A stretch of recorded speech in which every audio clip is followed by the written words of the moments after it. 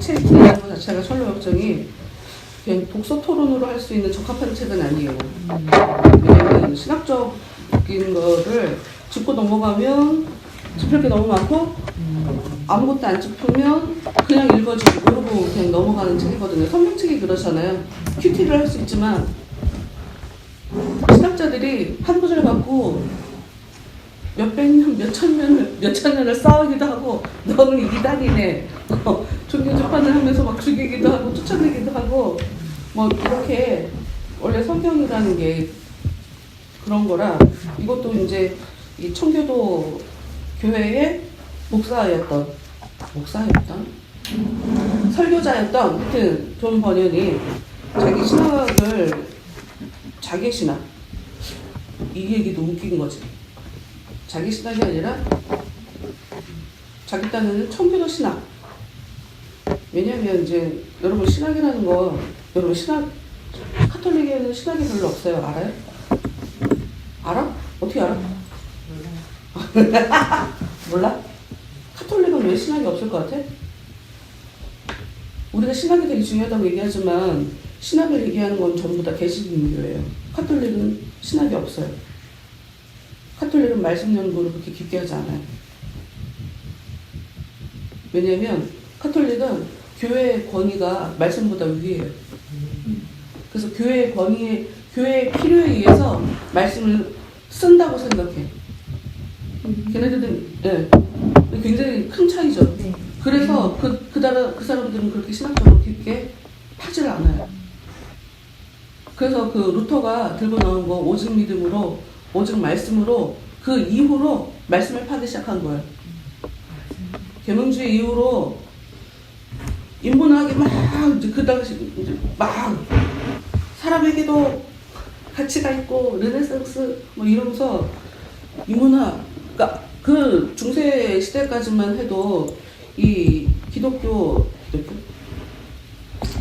하니까 기독교가 전반적으로 세계를 다 지배하던 그런 세상이었잖아요. 그냥 말씀을 주는 대로 그냥 듣기만 하고 그냥 그러고 생각을 아예 안 하고 살던 그래서 그 중세 시대를 암흑기라고 얘기한단 말이에요. 근데 그 이후로 이제 비로소 학문이라는 게 발달을 하기 시작했는데 신학은 그래서 개신교회에서만 해요. 개신교회에서만.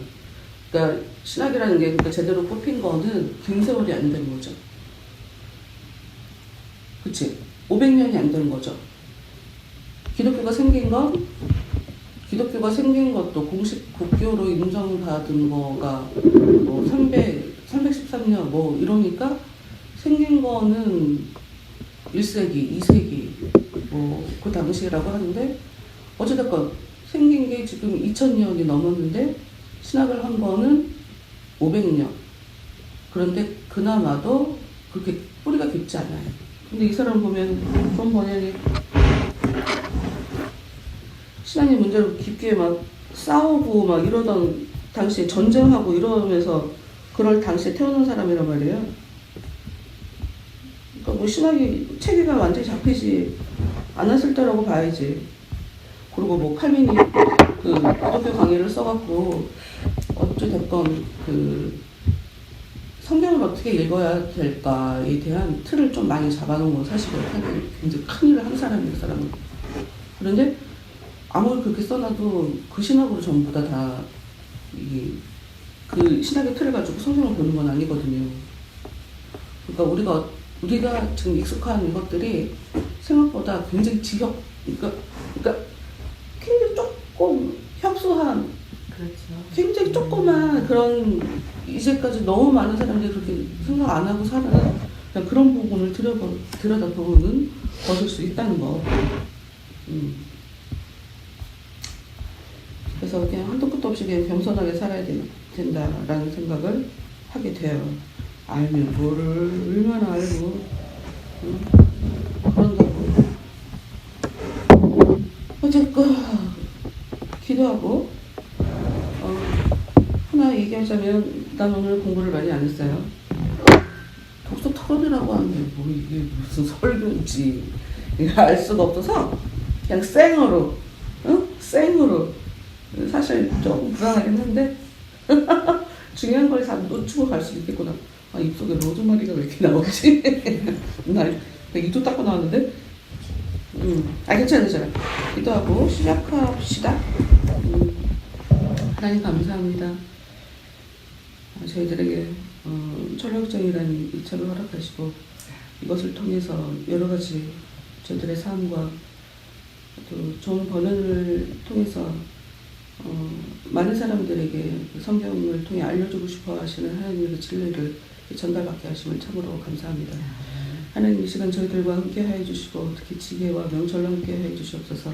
저희들의 무지함을 하나님 잘 아시오니 저희들 가운데 악한 것 일하지 못하도록 저희들의 생각을 붙잡고 진리를 보지 못하도록 역사하고 있는 그 모든 어두움들을 하나님 저희들 가운데서 물리쳐 주시고 또 밝은 세계로 한 걸음 나아갈 수 있는 복된 시간 되도록 끝날 시간까지 저희들 가운데 생명의 빛으로 함께하여 주시옵소서. 참석하지 못한 사모님 불쌍히 여겨주시고 내 가정을 돌아봐 주시고 아픈 것 낫게 하여 주시고 지키시고 보호하시고 책임져 주시고 이끌어 주시는 그 하나님의 은혜를 그와 그의 가정 가운데서 그의 삶 가운데서 볼 수 있도록 하나님 기쁨이 넘쳐 흐르는 가정 될 수 있도록 하나님 그 가정 가운데 더욱더 은혜로 함께 하여 주시옵소서. 예수 이름으로 기도합니다. 아멘. 지난주에 우리는 신중이라는 아가씨가 나와서 지난주에 안 했죠? 신중이라는 아가씨가 나와서 크리스찬이라고 얘기하는 거. 그래서 그 이후로 분별, 경건, 자애라는 이 사람이 또 만나게 되면서 그 크리스찬이 자기가 어떻게 이제까지 어떤 일을 겪었는지에 대한 그런 것을 봤죠.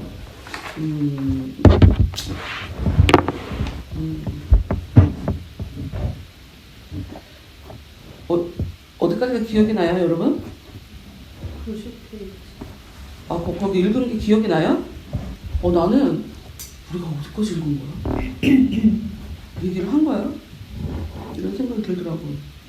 어쨌든 그래요. 90페이지. 이때 봉변이 다가오더니 거기 읽어봐요. 아니야. 그냥 제일 위에 경건 그 밖에도 많은 것을 보셨겠지요 있잖아요. 네. 거기부터 다시 한번 보세요. 왜냐면 이 허리와 위선을 다시 한번 생각해봤는데 진짜 우리가 돌아볼 게 많구나 하는 그런 생각이 들더라고요. 읽어보세요. 경건. 그 밖에도 많은 것을 보셨겠지요. 물론 많은 것들을 보았지만 가장 감명 깊은 것들만을 당신께 말씀드린 것입니다. 그 밖에도 걸어가고 있던 길에서 조금 벗어난 곳에 청각, 나태, 거만 등으로 불리는 세 사람이 발에 쇠고랑을 찬 채 자고 있는 것을 보았는데 아무리 깨워주려고 애써도 그들을 들은 척도 않고 계속 잠만 자려 드는 것이었습니다. 또한 허리와 위선이라는 사람들이 지름길로 시온산을 가기 위해서라면서 담을 넘어 들어오는 것을 보았는데 옳은 길로 가지 않고 담을 넘어서 시온산에 가는 것은 불가능하다고 말해주어도 들은 척도 하지 않더니 이내 자취를 감추고 말았답니다. 이 산에 올라올 때 좀 더 쉽고 편한 길을 택하려다 결국 도중에 잠들게 된 거죠. 사실 무엇보다도 어려운 일은 이 험난한 산을 올라오는 일이었고 산악하사자들이 으르렁거리고 있는 길 옆으로 걸어와야 하는 일도 못지않게 어려운 일이었지요. 솔직하게 말해서 저 문 옆에 계신 착한 문지기가 내게 용기를 북돋아 주시지 않았더라면 지금쯤 나는 돌아가 버리고 말았을지도 모릅니다. 내가 무사히 여기까지 올 수 있도록 은총을 베풀어 주신 하나님께 감사드리며 또한 저를 이토록 환영해 주신 여러분들께 진심으로 감사드립니다. 네, 여기까지는 일단 해볼게요. 여러분들 느껴지는 거 나는 혹시 여러분 예배가 반응이다 하는 그런 얘기 들어본 적 있죠? 왜 그런 얘기 하는지 알아요? 반응. 우리는 예배가 은혜를 받는다는 게 뭔지 잘 모르죠. 반응하게 돼요. 반응하게 된다고. 뭔가 하나님께서 우리한테 쉬지 않고 자극을 주는데 우리는 그걸 몰라요. 내가 지금 자극이라는 얘기를 했지만 보통은 그걸 우리한테는 은혜라고 얘기를 해요. 하나님은 우리한테 계속 은혜를 주고 있어요. 그래서 우리가 살아있는 사람이라 그러면 그 영이신 하나님께서 우리한테 주시는 그 은혜를 내가 영으로 받아들이게 돼 있어요. 자극을 받을 때 그래서 우리는 당연히 반응이라는 게 일어나요. 그때 그 반응이 안 일어난다. 그 사람은 예배가 뭔 줄 모르는 사람일 수밖에 없어요. 그냥 육적으로 이해하는 거. 육적으로 예배드리는 걸 예배라고 얘기할 수 없어요. 얘기했잖아요. 예수님 영과 진리로 예배드리는 자를 하나님은 찾는다고. 왜? 없으니까. 그리고 그 예배는 예배 시간만을 얘기하는 게 절대로 아니에요. 하나님한테 오는 그런 은혜들을 겸허하게 내가 반응하고 받아들이고 다시 하나님께 영광 돌리는 것. 요거가 다 있어야 이게 예배거든. 그렇다고 하면 예배는 삶 속에서 계속 일어나는 거예요. 일상생활 속에서. 그래서 이런 글들이 우리한테 이 글들을 통해서 하나님이 우리한테 계시적으로 또 계시적이라는 그니까 이게 말하나 계시 사람마다 계시란 단어를 쓰는 개념도 다 달라요. 그냥 우리가 모르던 거를 알게 되는 게 계시야. 뭐 대단한 것도 아니고 계시란 말 잘못 쓰면 이단이라고 얘기하는데 너무 말도 안 되게 귀신한테 놀아나면서 그걸 계시라고 쓰는 사람들도 있고 사역자들 중에도. 그리고 이 코스프레하는 이 신령한 사람들이 너무 많아갖고 교회 안에 말도 안 되게 아무 데나 계시갖다 붙여갖고 저 사람한테는 하나님이 굉장히 은혜를 주려다 이렇게 생각이 되니까 반응이 일어나요. 좋은 반응. 그러니까 이런 글들은 굉장히 많은 정보들이 우리한테 지금 읽혀졌잖아요. 말도 안 되게 몇 시간도 얘기할 수 있는 그런 정보들이 읽혀졌기 때문에 은혜가 우리한테 오면 내 인생이 통으로 움직여요. 진동이 일어난다고. 진동이 일어나게 돼 있어요. 산이 움직여요. 들썩들썩. 언제 내가 이 진동 가지고 설교 한번 해야지. 진동이 일어나게 돼 있어. 어떻게 진동이 안 일어나. 성경이 한두 번 얘기하는 게 아니에요. 산이 흔들린다. 트럼블. 네. 또 마운틴. 흔들려. 응. 감동이 일어나야 돼. 뭔가 와야 돼. 이것도 밀려오고 저것도 밀려오고 막 내 인생이 통으로 밀려와야 내가 그래야 하나님 앞에 살아있는 자인 거야. 이게 안 그러면 나는 죽어있는 거야. 나는 살아나야 될 분량이 더 많은 사람인 거야. 빨랑 얘기해. 마음의 부담을 가지고.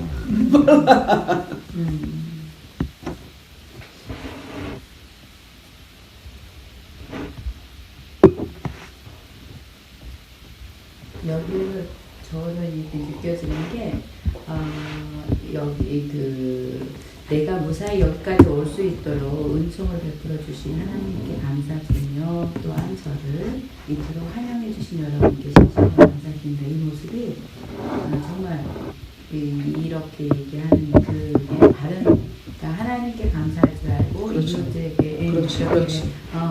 저기 감사할 줄 알고 도와주신 거에 대해서 그거에 대한 그 바른 신앙관이라고 할까요? 좀 그런 걸 느낄 수가 있는 것 같아요.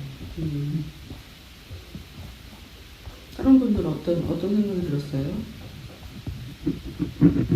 저는 그 마지막에 크리스찬이 그 자기 가정을 얘기하고 마지막에 솔직히 말해서 저분 옆에 계신 착한 문지가 내게 용기를 붙들어 그 부분 말하잖아요. 그래서 이 얘기를 고백하는 크리스찬에 대해서 생각을 해봤는데 지금까지 크리스찬이 하나님께서 그 마음에 그 감동을 주시고 어쨌든 그 길을 계속 걸어와옴에 있어서 여러 사람들도 만나고 그러면서 경험한 것들을 토대로 어쨌든 자기가 뭔가를 이렇게 선택하고 넘어지기도 하면서 온 거잖아요. 근데 어쩌면 그것들이 자기가 도움을 받았다고 생각은 항상 되새기면은 매 순간마다 하나님께서 도움을 주셨겠구나 하고 생각을 할 수 있겠지만은 그걸 못하면은 그냥 자기가 나름 해왔다고 생각을 할 수도 있겠다는 생각을 했었는데 그 사실 문지기를 만나기 전에 정말 그 전에는 어쨌든 자기가 다시 되돌아보기도 하고 그 담을 넘어가 보기도 하고 사람들을 보고 이건 아니다 싶어서 왔는데 정작 그 앞에 어떤 장애물들 진짜 자기가 좀 감당 못할 것 같은 장애물들이 앞에 나왔을 때 그때는 진짜 돌아가 버리고 말았을지도 모를 거란 생각이 들었겠지만 그때 사실 그 마음에 다시 용기를 준 거는 문지기잖아요. 그래서 이게 내가 어떤 여러 거에 반응을 하면서 살아왔는데 그것들을 계속 내 마음속에 그 문지기가 그 마음에 감동을 주는 것처럼 내 마음속에 계속 결국에는 그 길을 가게 하시는 분, 그 힘이 되시는 분은 하나님이시구나라는 생각이 들었어요. 그래서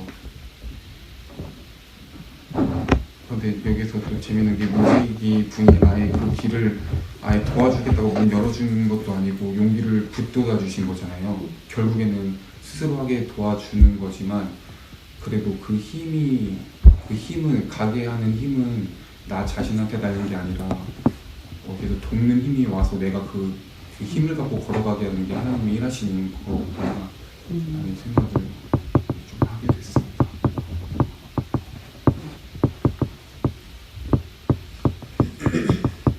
좋네요.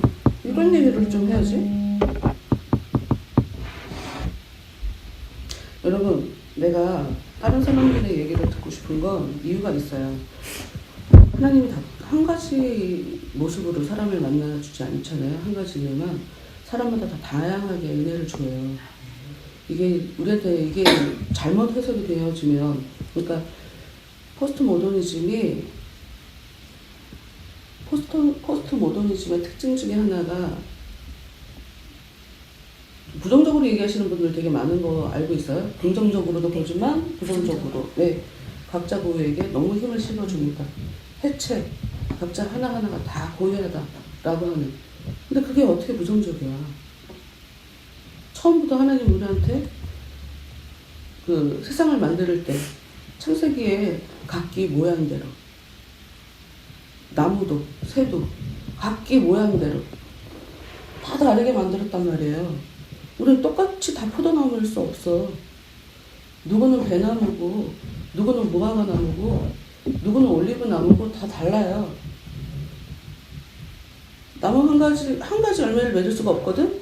그러니까 사람마다 다 하나님께서 그 사람한테 은혜를 주고 그가 내놓게 되는 그 결과물, 그 열매는 다 다른 모습일 수밖에 없어. 그러니까 나는 그런 걸 듣고 싶은 거예요.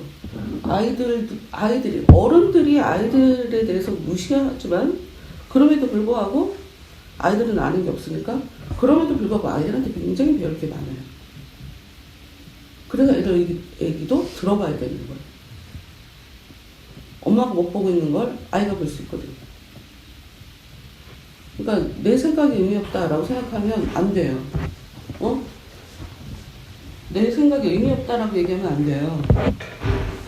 나는 이 크리스찬 얘기 중에 일단 제일 먼저 꽂혔던 게 이 사람이 굉장히 많은 걸 봤잖아요. 근데 이 사람이 말하는 건 가장 감명 깊은 거야. 우리는 일상을 살 때 굉장히 많은 일들을 겪죠. 그 중에 가장 깊은 것만을 얘기해요. 감동 깊은 것. 가장 힘들었을 때, 가장 행복했을 때. 그러니 혹시 내가 이게 창피하고 말을 하고 별거 아니야 이거. 몇십 년 후에 걔가 그때 그 얘기를 했잖아. 이렇게 얘기 안 해.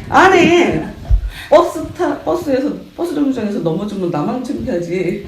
그 사람들은 나 그냥 지나가는 사람이야. 말하는 건 아무렇지도 않고요. 내가 어떤 사고를 하고 있다는 심각한 문제죠. 내 얘기하는 거를 주저하는 게 창피한 거예요, 우리는. 내가 틀린 얘기를 하는 게 창피한 게 아니고 내가 나 자신의 확신이 없어서 말을 하지 못한다 하는 게 창피한 거예요. 응? 얘기를 해야 돼. 고치는 것도 얘기를 해야 고쳐. 지금 평소답지 않게 곽현승이 뭐 하나 잘 던졌잖아. 응. 자꾸 얘기해야 돼. 저도 그럼 하나 얘기하겠습니다. 저도 그럼이라니. 알았어. 네. 난 진짜 듣고 싶다니까. 내가 못 보는 다른 시각들을. 저는 아까 목사님이 예배는 반응이라고 하신 거에 세상 이 사람이 감명 깊었던 것 중에 이제 만난 사람들에 대해서 얘기를 하잖아요. 천방, 나태, 거만, 헐의 위성. 얼마나 이상적이겠어. 네. 근데 네. 막 울었기 때문이야. 네. 이 사람들을 만나서 이 사람들의 공통점을 보면 천방, 나태, 거만은 들은 척도 않고, 그러니까 어쨌든 각성해 주려고. 그렇지. 어쨌든 이 안타까움을 가지고 크리스찬이 계속 얘기를 하는데도 어쨌든 반응 자체가 들은 척도 않고 네? 말의 20%가 어쨌든이야. 아 어쨌든 오케이. 들은 척 않고 계속 잠만 자려고 한다거나 응. 그 허리의 위선도 듣지 않고 뭐 없어지고 나중엔 자멸하게 되는 모습을 보면서요. 그러니까 은혜가 자극이 계속 내 인생에도 계속 이렇게 오고 있을 텐데 듣고 있지 않아서 그렇지. 듣지 않으려 해서 그렇다니까. 놓친 것들이 얼마나 많을까 그렇다니까요. 생각을 해보게 되고요. 난 내가 하나님이 아니어도 쟤만 모르지 지금 뭔가 은혜가 왔다가 그냥 가고 있다 하는 것들을 너무 많이 봐요. 내가 옆에서 볼 때. 네, 그리고 저는 아이들 가르칠 때도 음. 같은 일에 같이 혼나도 아이들 반응이 각각 다른 게 너무 재밌거든요. 그렇지. 그래서 특강 수업 같은 거 할 때 그걸 즐겨요. 어떻게 보면 왜 얘는 이렇게 반응을 하는구나, 얘는 그치. 이렇게 반응을 그렇지. 하는구나. 그래서 이 천로역정 책에서 사람들을 향해서 뭐 천방, 낙태 이렇게 이름 붙인 거에 대해서 되게 너무 재밌었어요. 왜냐면 같은 반응에서도 어떤 애는 슬퍼요라고 반응을 하거나 짜증을 내거나 뭐 이렇게 잘 그게 그래서 이게 하나의 속성이 사람에게도 이렇게 또 보여질 수 있겠구나 이런 그치. 생각도 했고요. 나는 네. 미안 중간에 말 끊어서 좀 있으면 잊어버릴까봐 이거 하나만 하고 계속 이어. 괜찮습니다. 왜냐면 사람을 볼 때 이건 내가 그냥 12한이를 겪은 거예요. 여러분 뭐 아는 사람은 알겠지만 그 사람한테는 그냥 글자가 보여요. 단어가 보인다고요.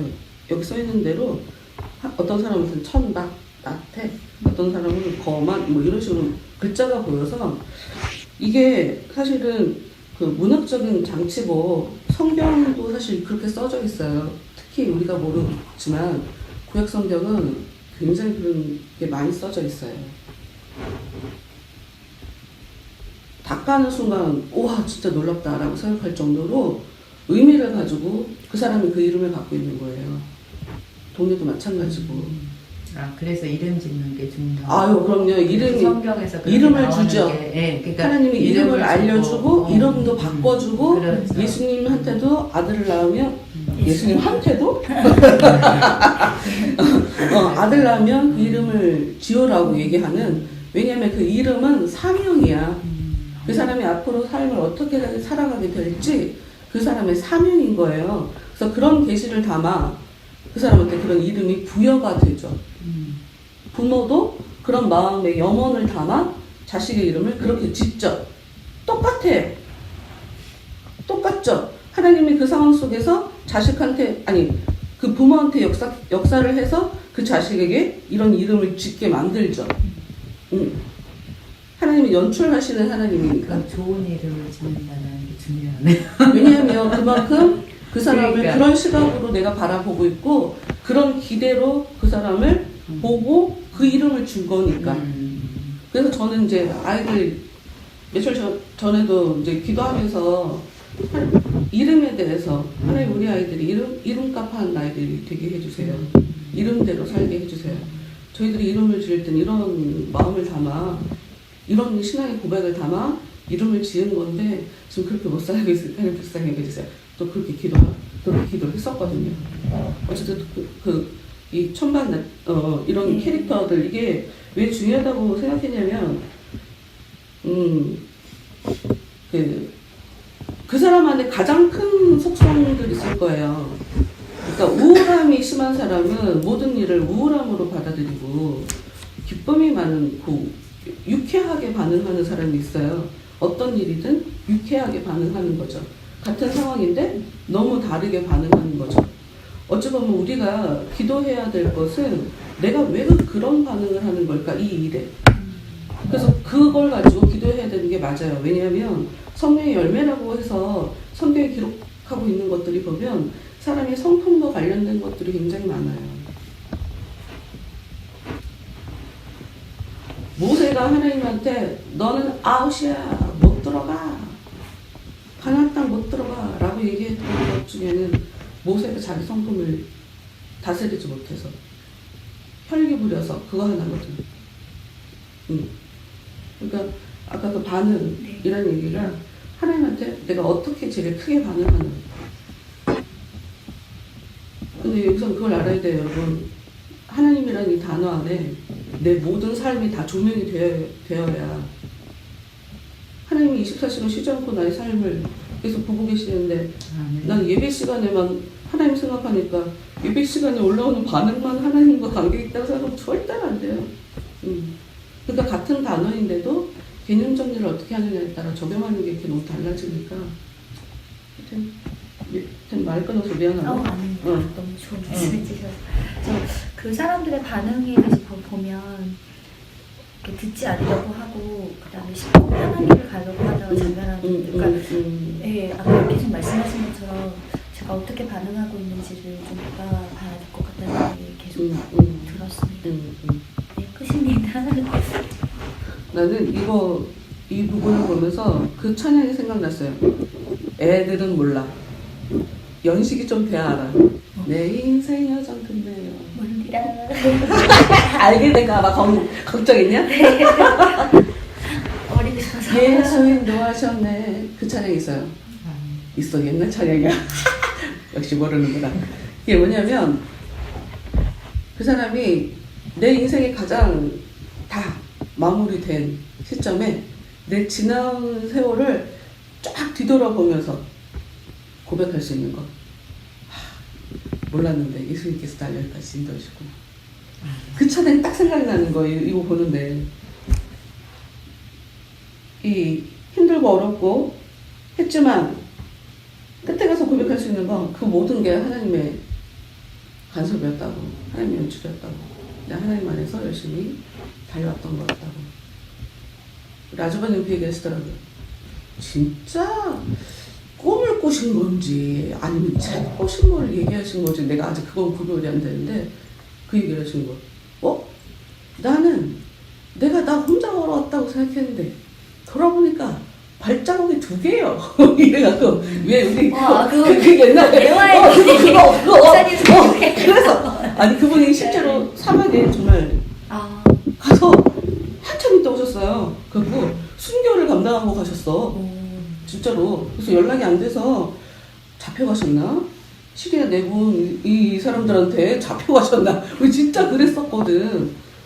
근데 오셨는데 사막에 자기가 혼자 앉아갖고 이렇게. 어머 시계 아니고. 어머 시계야. 너 아니고. 아이고 자.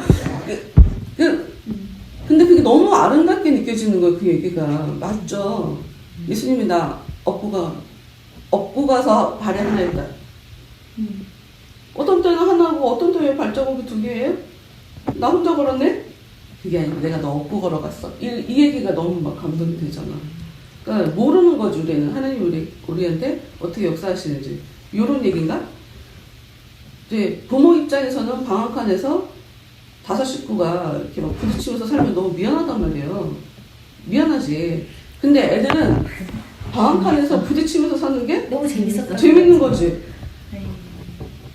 방이 넓으면, 방이 여러 개면 부부싸움을 하고 다른 방 가서 자거든? 근데 부부싸움을 해도 방이 한 칸이라. 다 같이 모여서 잘 때니까 어쩔 수 없이 이렇게 부비고 자다가 그냥 풀어주고. 이게 당시에는 되게 힘든 거예요, 당시에는. 근데 한참 지나고 보면 힘들었던 게 오히려 감동돼. 그치. 이 사람이 그런 거지 하는 그런 생각이 들고, 왜 이 사람이 더 이걸 감명 깊게 생각했을까를 생각해봤어요. 왜냐 천방나태 거만 잠자는 거 같고 뭐라고 했거든. 내가 그렇게 좋은 의도를 가지고 깨워주려고 했는데 자기가 듣지도 않는다고 서운했단 말이야.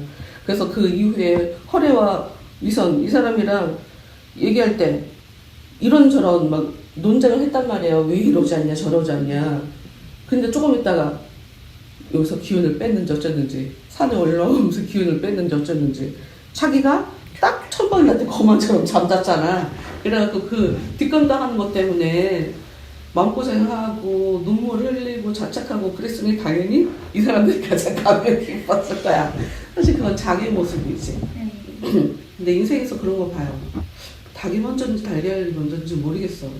내가 그렇기 때문에 그런 사람을 만난 건지 아니면 그런 사람을 만났는데 내가 나도 모르게 그 사람에 대해서 함부로 얘기해서 내가 너무 교만하게 굴어서 하나님이 야 너도 똑같아 라고 해서 나도 그 사람처럼 살게 되는 건지. 심리학자들 방식대로라면 내가 그러니까 미친년 눈에 미친년만 보인다고, 모는 애만 뭐 눈에는 뭐만 보여서 그냥 그 사람한테서 나를 보는 것일 수 있어. 응? 근데 뭐가 먼저인지는 중요하지 않고 어떤 사람들 보고 그냥 우리가 쉽게 저 사람은 왜 저래? 라고 얘기하면 안 되겠다. 그냥 그거 하나만 우리한테 중요한 거구나 그런 생각은 들어요. 우리 쉽게 얘기하잖아. 사실 나도 얘기가 좀 쉬워요. 왜? 난 안 그랬으니까. 근데 이제 우리 애들이 그런 얘기하면 그런 얘기하지 마. 이 어린 것들이 싸가지 없이 너네도 그 나이 되면 그럴 수 있어. 왜 애들은 어른들을 보고 좀 답답해 하는 경우 있거든. 너도 그 사정 돼봐. 너도 그렇게 고생해봐. 그렇게 그런 반응 안 하면 살 수 있는지 그런 얘기 하게 되거든. 하여튼 남에 대해서 쉽게 얘기하면 안 되겠구나 하는 걸 다 얘기 이 사람을 보면서 또 느끼게 되네. 그렇지. 얘기 안 하신 두 분 한마디씩 얹고 넘어갑시다.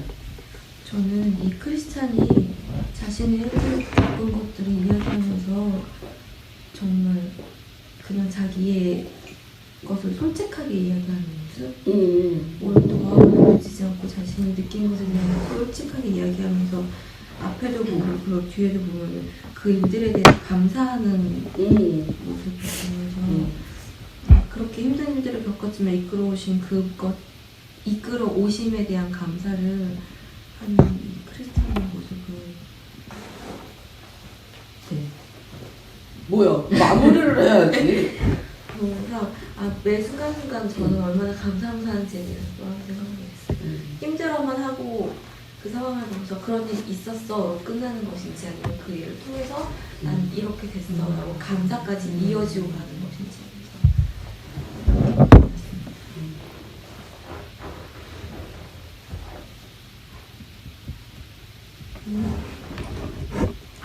저는 이거 보면서 여기 부분뿐만이 아니라 철로학정 읽으면서 계속 제 모습을 자꾸 보게 되는 것 같아서 좀 아주 아름다운 일이에요. 여기 얘네들이 막 지금 미래 허례와 위선이 막 쉬운 길로 이렇게 가고 좀 더 편한 길로 가려고 하는 게 또 제 모습, 어려운 길로 가지 않으려고 하는 게 제 모습이지 않나 이렇게 왜 나만 굳이 어려운 일을 가야 되는 건 아닌데 어쩌면 포인트는 옳은 길이라는 게 포인트인 것 같아요. 왜냐하면 옳게 살려면요 애지간히 독하게 갖고는 옳게 살 수가 없어요. 의의 나라와 의의 나라와 먼저 그 나라와 의를 구하라. 아이고 쥐야. 치매가 올래나봐. 꼬여 단어가. 그러니까 먼저 그 나라와 의를 구하라. 의는 하나님이 도와주지 않으면 절대로 할 수 없는 거예요. 쉽잖아요.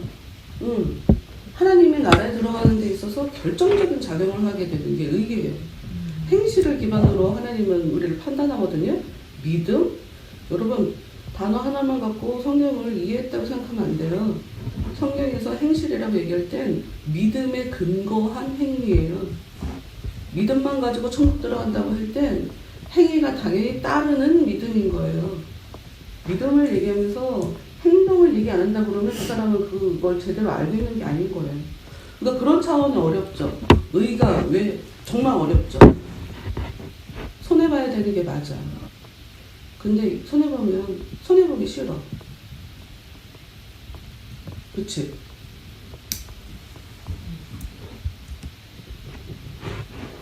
손해보는 거 어려워요.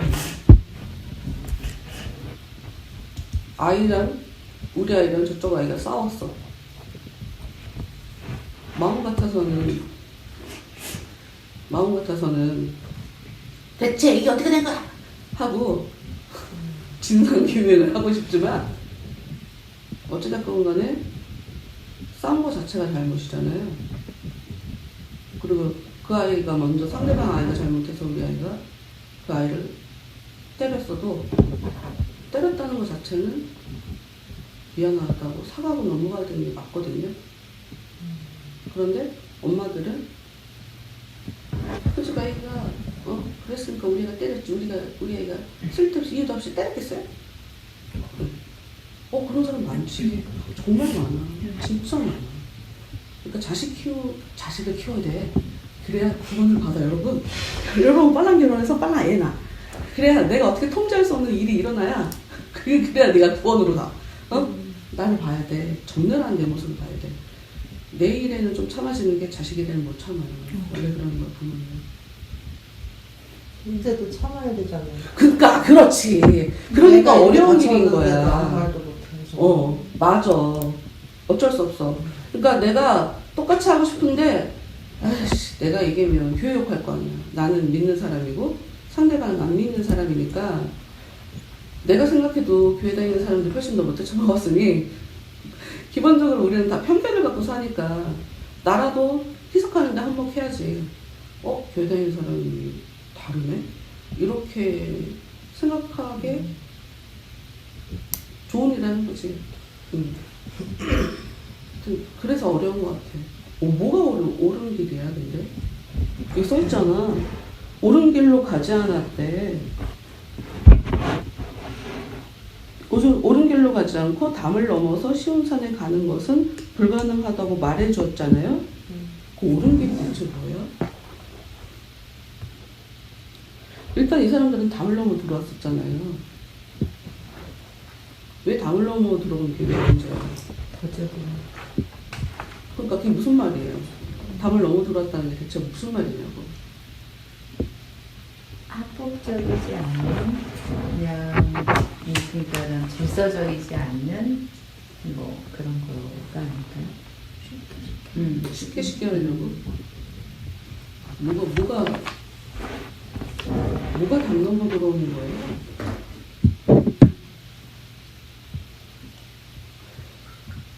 어쨌든 크리스천 입장에서는 옳은 길이라는 게 되게 중요하다고 생각하잖아요. 정석. 이게 되게 중요하다고 생각하잖아요. 나는 그냥 이거예요. 원래 신앙에 있어서 FM은 하나님의 부르심이 먼저 따르죠. 그러니까 아브라함에게 갑자기 하나님이 나타나셔서 내가 너한테 하나님 돼줄게. 내가 너한테 복을 줄게. 너는 내가 시키는 대로 해. 그러면서 살아. 하게 시키는 대로 먼저 하라가 먼저 있지만 말씀을 잘 때 보면 그런 식으로 계약이 되는 거잖아요. 그런 식으로 신앙생활을 하게 되는 거란 말이에요. 이 크리스찬은 책을 읽으면서 자기가 짐이 많아졌으니까 짐을 벗어버리기 위한 여정이었잖아요. 그 여정의 시작에 고통이 있었단 말이에요. 그리고 저길 가야 내가 살 것 같다라고 하는 소망도 있었단 말이에요. 막연했지만 그래도 하나님께서 부르시는 그 기대? 나는 잘 모르겠는데 하여튼 거기 가야 내가 살 것 같아. 이 길을 가야 내가 살 것 같아. 그래서 짐도 벗게 됐잖아요. 근데 이 사람들은 그게 없었잖아요. 이렇게 중간에 갑자기 담을 넘어왔으니 무거운 짐 상태도 아니었고 쉽게 넘어왔고 하나님의 부르심 때문에 시작한 여정도 아니었고 어찌 보면 크리스찬은 옳은 길. 그러니까 성경에 도해초보를 회개라고 얘기하는 것처럼 힘들고 괴롭고 어렵고 수고하고 무거운 짐을 졌으니 예수님한테 나아가는 것. 그래서 예수님만 내 짐을 벗겨줄 수 있을 거라는 기대가 있고 소망이 있고 그래서 믿음으로 반응하는 것. 그래서 누가 벗겨준다고 할 때 안 됐다고 다시 올 수 있는 것. 아니면 나는 거기 가면 짐을 벗을 수 있다고 생각했는데 그거 아니라고 또 확인까지 시켜주시고 다시 그 여정을 다시 그 자리에 이탈했던 그 길에 다시 돌아와서 다시 또 걸어가게 하는 거. 하나님이 이러신 것 같아 진짜. 둘째 아들이 나가서 망해서 다시 돌아온 거. 둘째 아들이 나가서 성공할 수도 있잖아. 그렇지 않나?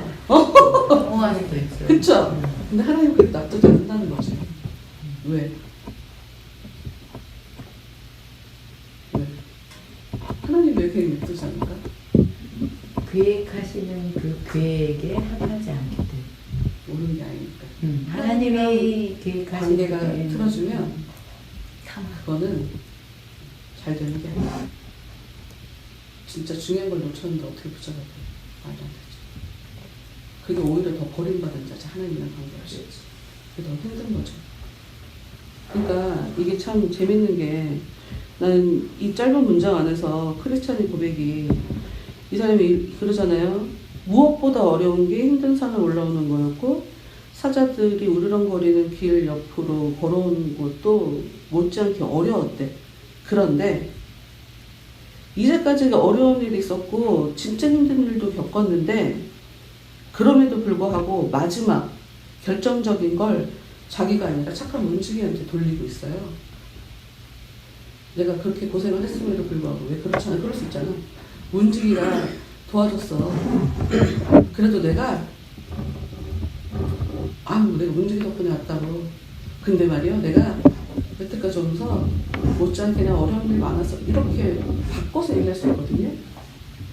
근데 이 사람이 얘기하는 거 보면 굉장히 힘들었음에도 불구하고 솔직히 말해서 라고 한 그 문장, 문지기의 도움 아니었으면 난 돌아가 버렸을 거다라고 하는 이 문장이, 그래,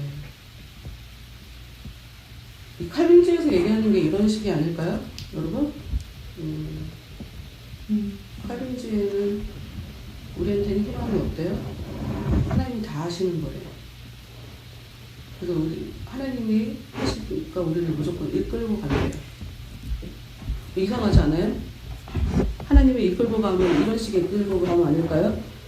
중간에 도와주고 틀린 걸 아니라고 해서 다시 그 자리에 갖다 놓고 다시 거기부터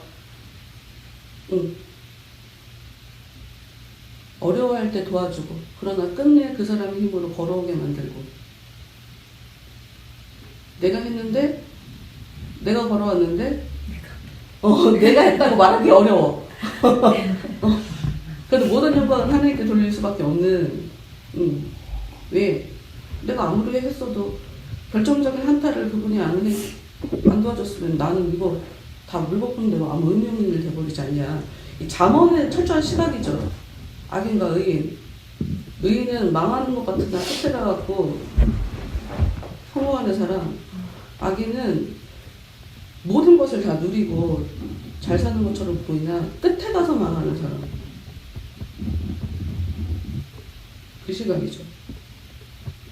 그래서 나는 알메니안한테 불편한 건 하나님이 안 도와주면 우리가 왜 다 망한다고 생각해?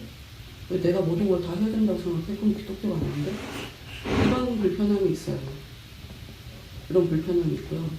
칼빈주의의 불편함은 하나님이 다 하신다고 그러고 그러더니 안 해? 자기들이야말로 신비주의고 기복주의네. 하나님이 다 해주셔야 되고 왜 내가 할 생각을 안 하지? 그게 불편함이에요. 그러니까 우리는 그 두 축인 거예요. 두 축. 우리를 중심자가 주게 되는 칼빈주의도 필요하고 알미니안도 다 있어야 돼요. 그러니까 성경에서 나오는 얘기예요. 한쪽만 옳다고 얘기하면 안 되고, 나는 솔직히 칼빈주의자들과 달리 칼빈은 그걸 다 포함해서 얘기한 거라고 생각하고, 그 종교개혁의 포문을 열었던 루터가 라인강에서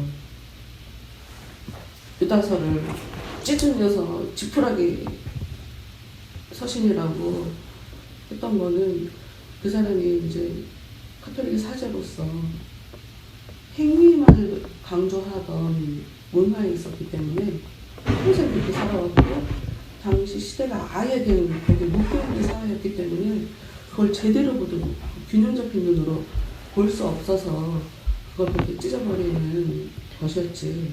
유다서를 떼었어요. 야고보, 미안해. 야고보서. 네. 성경에서 얘기하는 건 믿음을 얘기하는 순간에도 행위를 강조하고 있다. 행위에 대해서 얘기하는 그 야고보는 믿음이, 야, 행위가 없는 거 보니까 너 믿음이 없는 거 아니냐? 그거 얘기하는 거지. 설교할 때도, 설교를 들을 때도 두 관점을 모두 우리가 인식하면서 말하고 들어야 된다. 왜냐하면 말하다 보면 나도 모르게 한쪽만 얘기하게 되거든요. 그렇지 않아요? 그렇지 않아요? 균형 잡기가 참 어려워요. 그게 어려워요. 네. 여기에서 착한 문칙이 나는 이게 굉장히 많이 들어거든요. 왜냐면 그 착한 문칙이 용기를 주시지 않았다. 그러니까 자꾸 용기를 북돋아준다. 우리가 삶이 그러니까 삶 자체가 어려운 게 아니잖아요. 어려움이 맞아요. 자체가 어려운 게 아니고 맞아요. 옆에서 누군가 같이 하는 마음, 그 동요해주는 마음, 그래 너 힘내. 이게 굉장히 없을 때 가장 힘들고 그렇지만 내가 해주면 되지, 내가 나한테. 힘내 이렇게 하고 그러면 그 자체가 굉장히 힘이 되고 에너지화가 돼서 그 정말 힘을 날 수 있잖아요. 그런 사람 한 사람만 있으면 그런 친구 한 명만 있어도 근데 뭐 사람이 하여튼 여기서 굉장히 얘기하는 건 중요한 거예요. 사람이 해주는 게 아니고요. 예수님이겠죠. 네. 신앙의 관점에서. 네. 그러니까 우리가 끝까지 그 문지기 예수님이 지켜보면서 우리를 기다리고 그까지 도착하기까지 기다려주고 그 다음에 너 할 수 있어 뭐 하면서 이제 우리 이제 계속 교제하잖아요. 살아가는 인생을 살면서 죽을 때까지 그분과 교제하면서 그의 인도하심을 받잖아요. 나는 그 얘기를 하고 있겠지만 네, 착한 문지기가 어떻게 나한테는 받아들여지냐면 하나님이 착한 문지기를 통해 역사하는 거다 하는 그 시각을 우리가 알아야 된다고 생각해요. 그러니까 하나님이 직통계시로 나한테 위로를 해주시기도 하지만 바로 그냥 위로를 해주시기도 하지만 사람을 통해 해주시죠. 그러니까 사람이 나한테 위로를 안 해줘갖고 우리는 힘든 게 아니야. 모든 건 하나님과 나와의 관계성 안에서 1차적으로 풀어야 될 문제니까 하나님 왜 사람들을 통해 위로가 오지 않나요? 내가 지금 하나님하고 문제가 있나요? 부터 모르겠어요. 나는 생각하는 내가 생각하는 신앙과는 그게 맞아. 십자가의 그 줄처럼 옆으로보다 위아래로 길어야 되는 게 이상적인 십자가로 보여지기 때문에 하나님 사랑, 이웃 사랑. 그래도 첫 번째 계명은 하나님 사랑이다. 하나님하고 사랑에 문제가 생기면 당연히 이웃 사랑에게도 문제가 생기고 하나님의 사랑, 요게 제대로 서면 이웃 사랑은 반강제적으로 하게 돼 있어요. 왜냐면 나는 내가 그렇게 느끼는 걸 알아요. 느끼는 걸 알아? 그렇게 살아봐서 알게 되는 것 같아요. 하나님이 아니야, 잘해, 미워하지 마. 그래서 하나님이 그렇게 원하니까 그 사람한테 하고 싶지 않은데 그렇게 할 수밖에 없게 되니까 하나님 사랑이 더 중요한 것 같고 사람과의 문제가 있으면 그럼 내가 혹시 하나님과의 사랑에 관계에 문제가 있어서 지금 요 가로의 요 문제도 이러던 게 아닌가 하는 걸 일단 먼저 1차적으로 하나님과의 관계를 보고 그 다음에 이제 사람과의 관계 속에서 내 문제를 또 점검해보고 하는 게 제가 생각하는 옳은 길인 것 같아요. 옳은 길. 알았어요. 얼굴 시뻘개져. 알았어요. 그리고 나는 여기서 웃긴 게 뭐가 웃겼냐면 이 사람이 지금 크리스찬이 중간에 쉬어서 일이 굉장히 막 힘들었잖아요. 근데 여기 이 사람 얘기한 거 봐봐. 무사히 여기까지 올 수 있도록 은총을 베풀어 주시 하나님께 감사드리며 또한 저를 이토록 환영해 주신 여러분들께 진심으로 감사드립니다. 조금만 더 가면 훨씬 환경 좋은 곳에서 쉴 수 있었어. 네. 정자에서 초라하게 뭐 이렇게 있어. 나를 보호해주는 게 있어. 공간이 있어. 우리가 이런 식이구나. 좀만 더 가면 훨씬 좋은 환경이 있는데 중간에 딱 나는 힘들어. 근데 쉴만한 공간이 있어. 그러면 나를 위해서 그곳을 만들어 놓은 공간으로 착각을 하는 거지. 그리고 거기에 안주해버리는 거지. 우리 미래남인 것 같아. 그래서 쉬는 바람에 오히려 역효과가 났죠. 그랬구나. 좀만 더 가면 훨씬 나은데 그걸 잠깐 못 참아서 훨씬 더 힘들어지고. 나는 20살 때 은혜를 경험하고 나서 어느 누구도 가르쳐주지 않았는데 그걸 알게 됐어요. 인생에 강도와 절도가 먼저 온다. 가짜가 먼저 온다. 진짜 응답이 나한테 오기 전까지 가짜가 먼저 온다.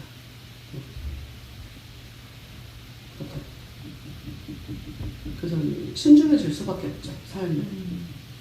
저게 진짜 나는 굉장히 힘들어하는 순간이었고 이 문제가 타결되기를 계속 하나님께 계속 기도했었고, 근데 그 상황에 뭔가 해결이 되는 것 같은 일이 벌어졌고, 헐 대박, 하나님이 나한테 은혜를 준 거네. 그러니까 나한테 내 기도 응답으로 나한테 주신 거네. 근데 그렇게 생각해 본 적이 없어요. 20살 때부터 그랬어. 왜냐? 가짜가 먼저 오니까. 그렇죠.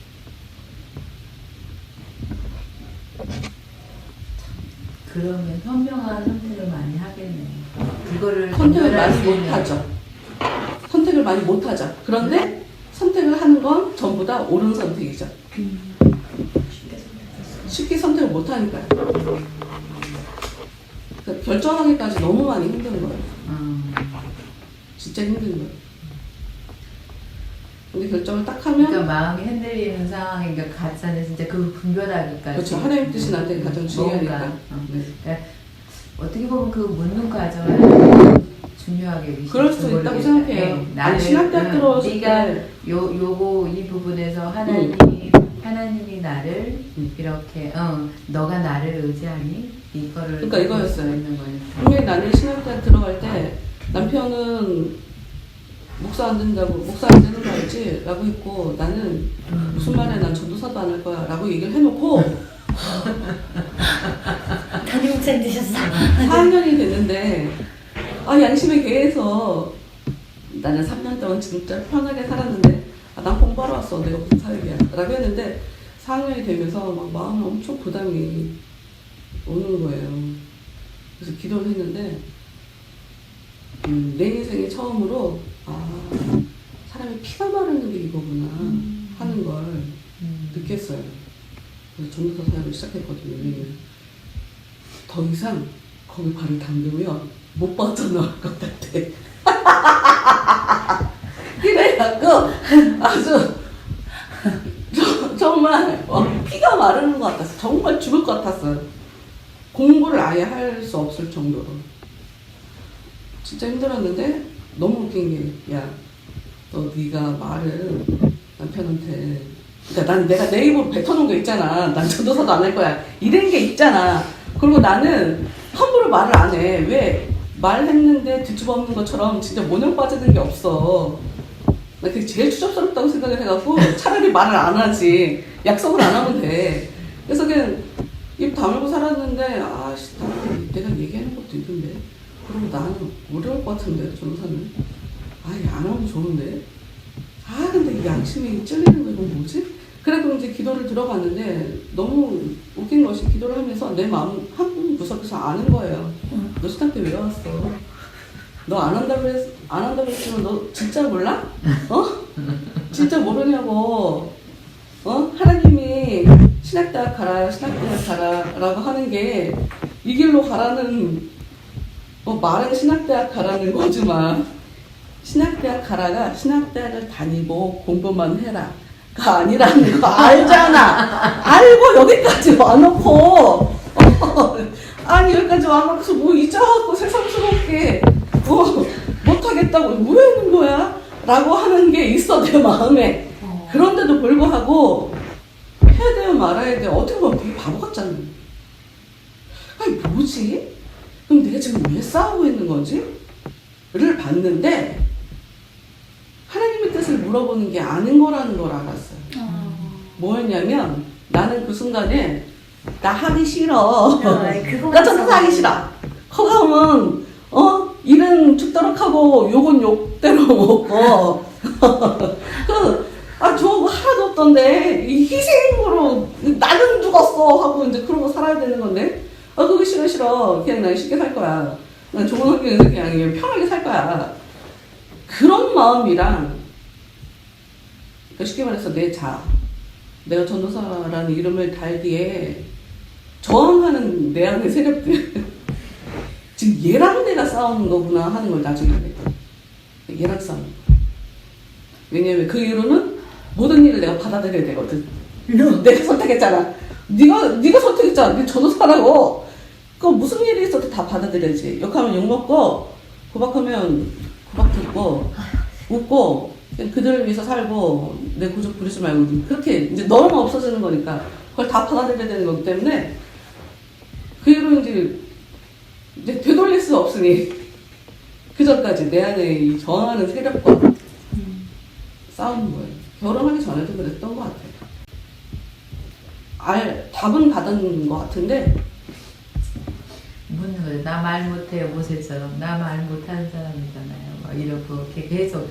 그게 모세가 말 못하는 사람이 아니에요. 그러니까 핑계를 찾고 핑계 하나님 앞에. 아니 그거 어떤 이유를 대고. 왜냐면 그 사람은 정말 배울 만큼 배웠고 말도 안 되게 당대에 최고의 교육을 그 궁전 안에서 받은 사람이에요. 근데 문제는 그가 결정적으로 자기 백성을 불쌍히 여겨서 자기가 중간에서 일 처리해주고 대신 싸워주고 편들어주고 한 그 상황에 자기 말이 먹히지 않았다는 거지. 그래서 말을 못해요라는 얘기를 한 거지 말을 못하는 사람이 아닌 거지. 그렇죠. 내가 말한 거에 효과가 안 일어나던데요. 내가 원하는 대로 내 의도가 안 먹히던데요 하는 그거를 말을 못해요라고 얘기한 거죠.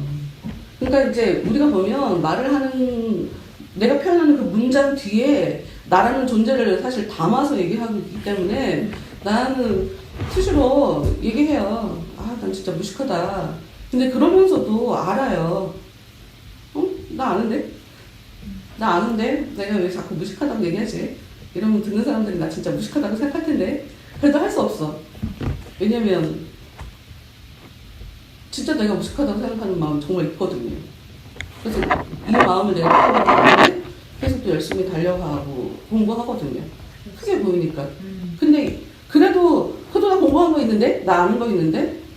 내가 한쪽에 이렇게 얽매이지 말자. 난 몰라, 무식해. 이거에 나를 내가 묶느라고 자꾸 습관적으로 이렇게 자꾸 얘기하지 말자. 그 생각을 또 하죠. 그 순간에 자꾸 중심적으로 또 균형을 잡으려고 또 하는 건 거예요. 하여튼 이게 우리 인생이구나 하는 생각이 들었어요. 조금만 더 가면 훨씬 더 좋은 환경이 내 안에 펼칠 텐데 성급하게 뭔가 해서 그러니까 쉽게 답을 잡는 거 응답이라고 쉽게 내가 결정내버리는 거 그거를 좀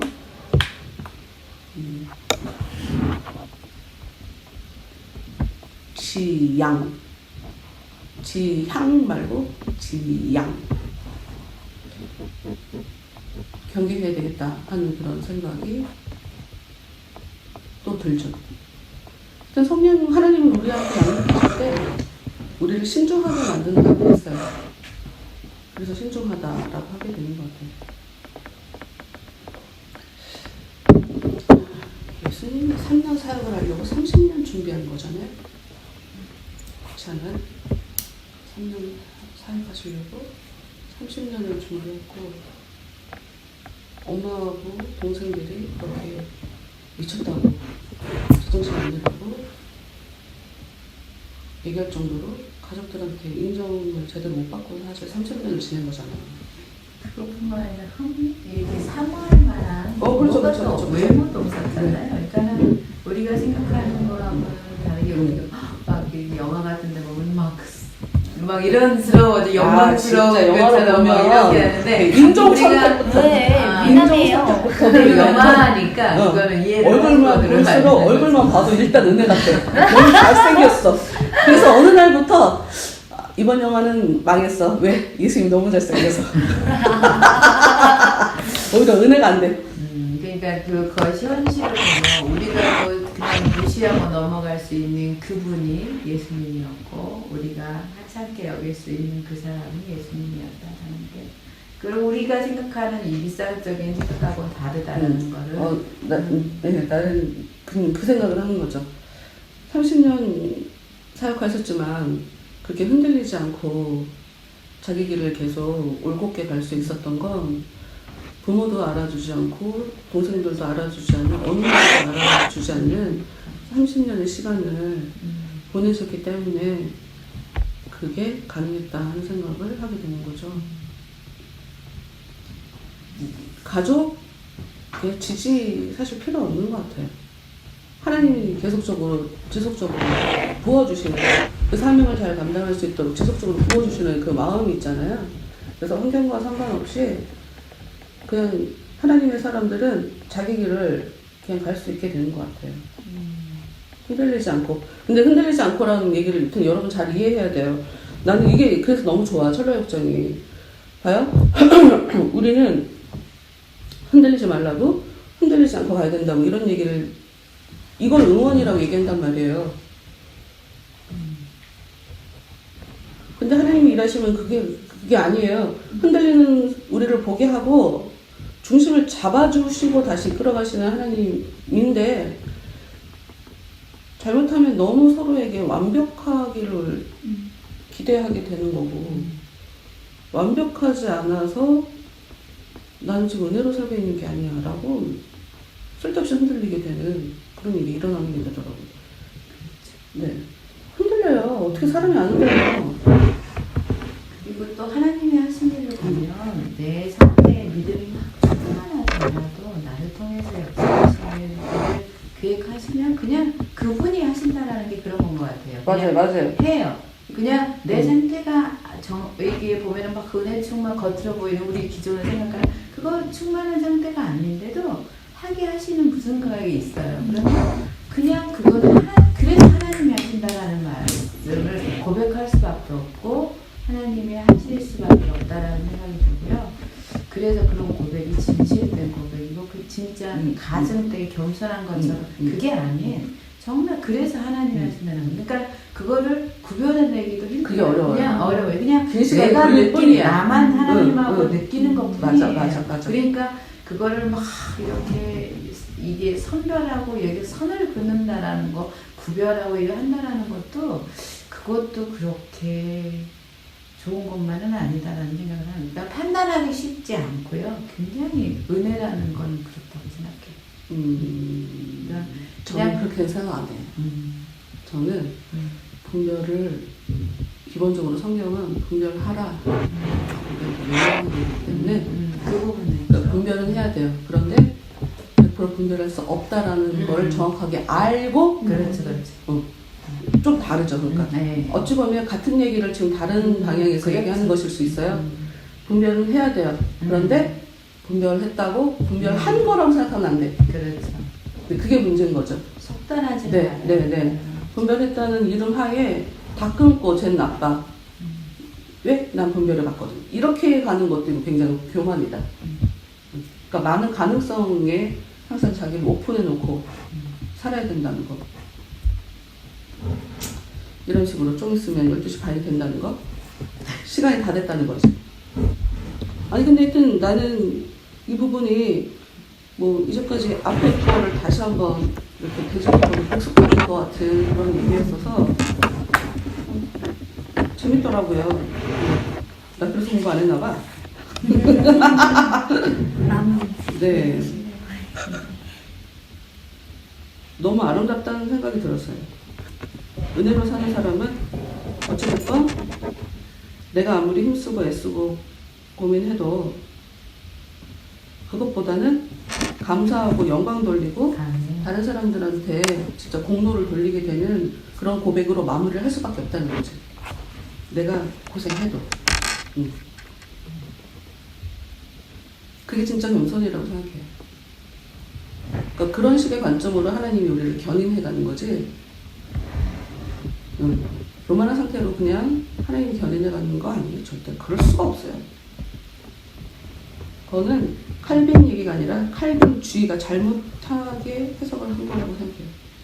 조금 어려운 말로는 하이퍼 칼빈이즘이라고 얘기해요.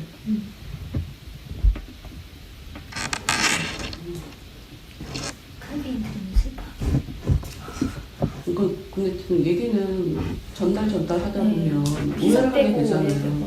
그러니까 얘기를 하는 사람은 여러분 우리가 그걸 알아야 돼요. 우린 얘기를 할 때 1부터 100까지 모든 걸 다 얘기할 수는 없어요. 항상 한쪽만 얘기해요. 그러니 저 사람이 나한테 이 얘기를 했다? 그러니까 쟤는 나한테 평소에 이런 생각을 갖고 있어. 하고 단정 지으면 안 돼. 그거 참 바보 같은 게 없어요. 그런 것 때문에 좀 더 좋은 것들을 나누고 마음을 나눌 수 있는 그런 기회들이 아예 다 차단이 되는 거란 말이에요. 그냥 그거는 그러니까 이렇게 생각해야 되는 것 같아요. 그냥 그 사람이 그냥 그런 거야. 이유는 모르겠지만 그 사람이 그냥 그 얘기를 했네. 딱 거기까지. 내 감정과 그냥 전혀 상관없이 저 사람은 저렇게 나한테 얘기를 했으니 저랬구나. 이렇게 해석을 덧붙이지 않고 그냥 그 사람이 그랬다. 왜냐면 나는 지금 얘 때문에 화가 나갖고 지금 화를 내는 거거든? 근데 얘가 내 눈치를 봐. 내가 잘못했나? 그럼 나도 모르게 이렇게 예민해 있는 상태에 뭔가 걸리면 한마디 하잖아요. 그럼 이 사람은 어떻게 생각하는 줄 알아?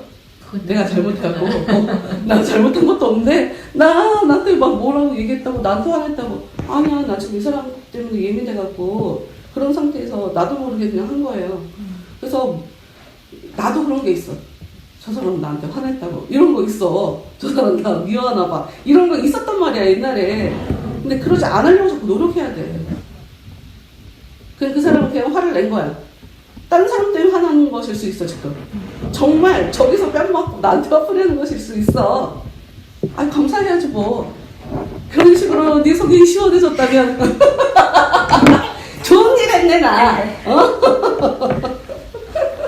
좋은 일은 그러기가 거지. 쉽지 않아. 그게 어려워요. 그게 어려워요. 왜 화내는 거야 부당하게? 네, 왜 저 네, 사람한테 네, 네, 기분 나쁜 거야? 그런데 근데 이제 좀 있다 보면 내가 제정신 돌아오면 어머 내가 아까 그랬나봐 필요 이상으로 미안해 하고 얘기할 수가 있는데 똑같이 만약에 걔가 나쁜 반응을 보이잖아요? 그럼 나도 그냥 넘어가. 미안해라고 안 해도 돼. 왜? 나도 모르게 실수를 했는데 저쪽에서 나한테 미안해라는 얘기 안 해도 될 만큼 다 했어. 다 갚아줬어. 아무로 다 느껴졌어. 미안해 할 필요 없네. 뭐 진짜 나한테 잘못했는데 이렇게 되는 거지. 그럼요. 그러더라고요. 참 재밌네. 나 혼자 얘기하지. 나 혼자 다 얘기하지 않아서 좋았어요. 나는 우리가 이거를 그냥 제대로 보자 하는 것도 우리한테 의미가 있지만 정말 중요한 건 우리 모습을 보자. 우리가 발전하자 하는 그런 의미로 이 자리가 의미가 있다고 생각하거든요. 그리고 말하는 거를 통해 사실 평소에 우리가 말하는 거 연습 많이 안 하잖아요. 내 생각을 밝히는 것에 대해서 평소에 잘 하지 않기 때문에 근데 이걸 하지 않으면 진짜 내 생각이 뭔지 우리는 알 수가 없는 거예요. 그래서 발전하기 원한다면 자꾸 말을 해야 돼.